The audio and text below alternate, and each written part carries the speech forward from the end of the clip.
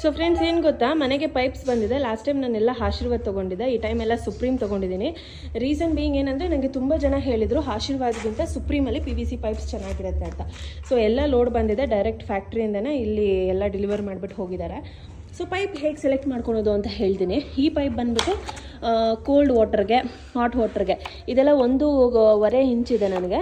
ಮತ್ತು hot and cold ಅಂದರೆ STR 11 ಬರುತ್ತೆ. STR 13.5 ಬಂದರೆ ಅದು ಕೋಲ್ಡ್ಗೆ ಮಾತ್ರ. ಇಲ್ಲಿ ಬರೆದಿರ್ತಾರೆ ನೋಡಿ ನಿಮಗೆ, ಹಾಟ್ ಆ್ಯಂಡ್ ಕೋಲ್ಡ್ ಅಂತ. ಹಾಟ್ ಆ್ಯಂಡ್ ಕೋಲ್ಡ್ ಪೈಪ್ಸ್ ತೊಗೊಂಡ್ರೆ ನಿಮ್ಗೆ ಎಷ್ಟೇ ಹೈ ರೆಸಿಸ್ಟೆಂಟ್ ಹೀಟ್ ಬಂದರೂ, ಈಚೆ ಬಿಸಿಲಿಗೆ ಇನ್ನೊಂದಕ್ಕೆ ಮತ್ತೊಂದಕ್ಕೆ ಅಥವಾ ಏನೇ ಜೋರಾಗಿ ಇದ್ರ ಮೇಲೆ ಭಾರ ಬಿದ್ದರೂ ಕೂಡ ಹೊಡೆದೋಗೋದಿಲ್ಲ. ಸೊ ನೀವು ಯಾವತ್ತೂ ಈ ಪೈಪ್ನ STR 11 ಹಾಟ್ ಆ್ಯಂಡ್ ಕೋಲ್ಡ್ದೆ ತೊಗೊಬೇಕು. ಆ್ಯಂಡ್ ನೆಕ್ಸ್ಟು ಈ ಪೈಪ್ಸಲ್ಲಿ ನೀವು ನೋಡಬೇಕಾಗಿರೋದು 6 kg ಇರಬೇಕು, 110 mm ಇರಬೇಕು. ಇದು ಟೈಪ್ B.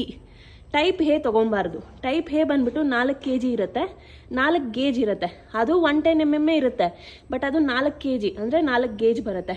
ಇದು 6 kg ಅಂದರೆ 6 ಗೇಜ್ ಬರುತ್ತೆ. ಇದರಲ್ಲಿ ಡಿಫ್ರೆನ್ಸ್ ಏನು ಗೊತ್ತಾ, ಇದು ನೋಡಿ ಎಷ್ಟು ಥಿಕ್ನೆಸ್ ಇದೆ ಅಂತ ನೀವು ನೋಡಿ. ಇದು ನೋಡಿ 4 ಗೇಜ್, ಇದು ನೋಡಿ ಹಿಂಗೆ ಅಂದಿದ ತಕ್ಷಣ ಎಷ್ಟು ಕೈಯಲ್ಲೇ ಬೆಂಡ್ ಆಗುತ್ತೆ. ಇದ್ರ ಮೇಲೆ ಜೋರಾಗಿ ಭಾರ ಗಿರ ಏನಾದರೂ ಬಿದ್ದರೆ ಇಲ್ಲ, ಫುಲ್ಲು ಹೊಡೆದೋಗ್ಬಿಡುತ್ತೆ. ಸೊ ಪೈಪ್ಸ್ನ ಯಾವಾಗೂ ಹಾಕ್ಸೋಕ್ಕಾಗಲ್ಲ ಮನೆಗೆ. ಇದು ನಾರ್ಮಲ್ ಪೈಪ್ 4 ಗೇಜ್ಗಿಂತ ಒಂದು 500,000 ರೂಪೀಸ್ ಜಾಸ್ತಿ ಇರುತ್ತೆ. ಸೊ ನೀವು ಹಾಕ್ಸ್ತೀರಾ, ದಯವಿಟ್ಟು 6 ಗೇಜ್ದೆ ಹಾಕಿ. ಸೊ ದಟ್ ಇದು ನೋಡಿ ಎಷ್ಟು ಗಟ್ಟಿ ಇರುತ್ತೆ. ಇದ್ರ ಮೇಲೆ ಎಷ್ಟೇ ಭಾರ, ಯಾರು ಪೈಪ್ ಮೇಲೆ ಬೇಕಂತ ಭಾರ ಹಾಕೋದಿಲ್ಲ.